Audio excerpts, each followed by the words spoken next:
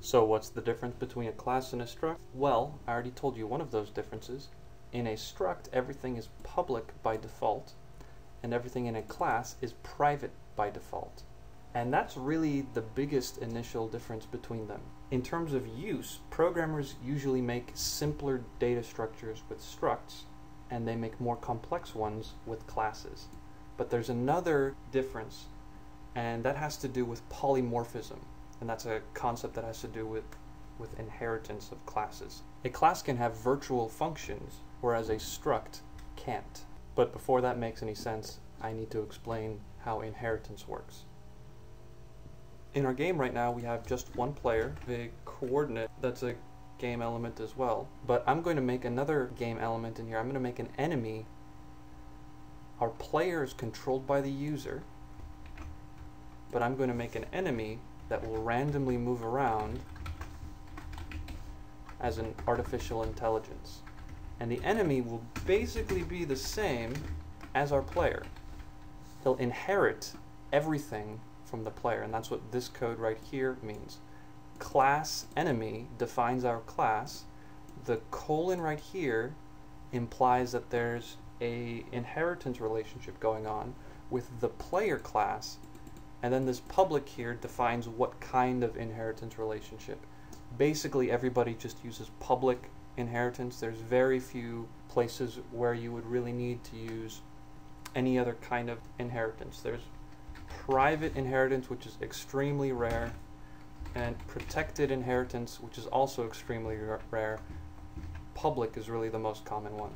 We already explained how public is different than private. These two variables right here are private, and all of this is public, which means that it can be accessed. There's such a thing as protected, which I'll explain in a minute.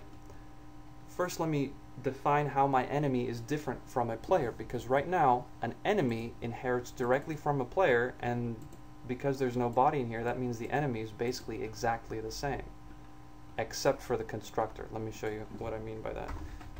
Enemy E, the enemy has no constructor, so I need to make one. I will make one like this. Enemy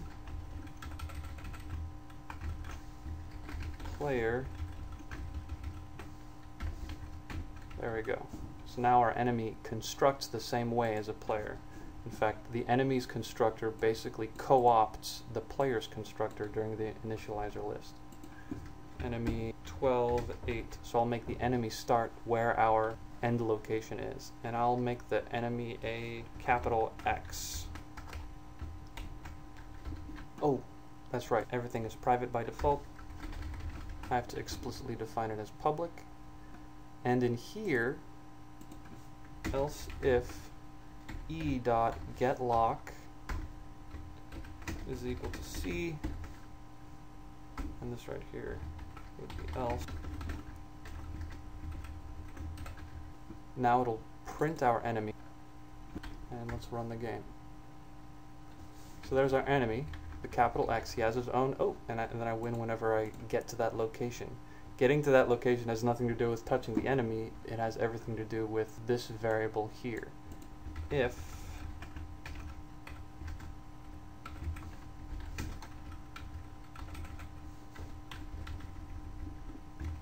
the player's location is equal to the enemy's location, you got caught.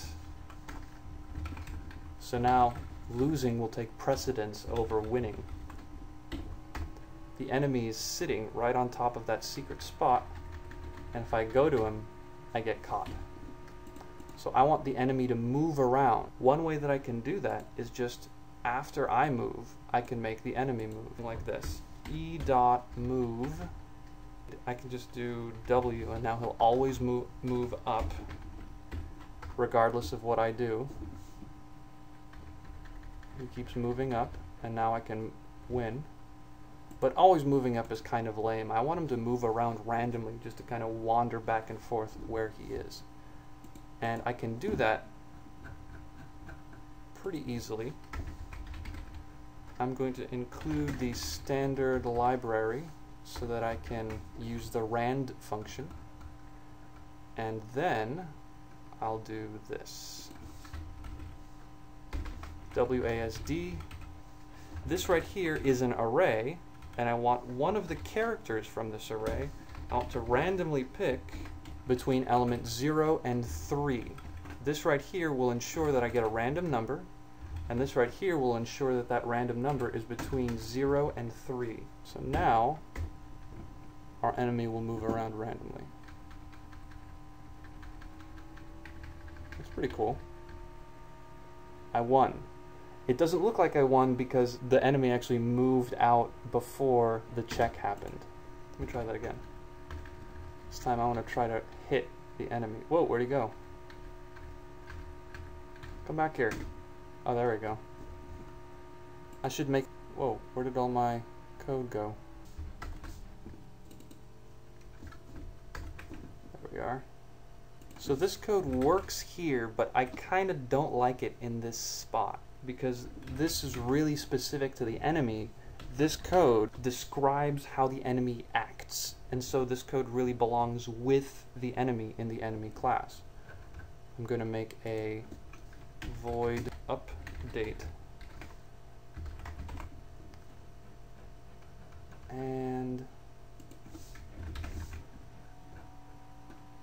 put it in here,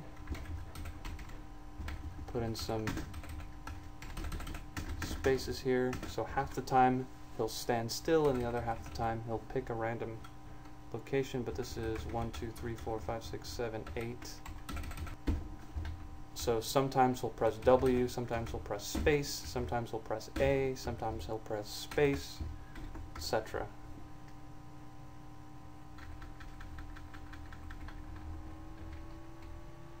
Get caught. How come he's not? Oh, because I'm not calling update. That's what. That's right. E.update.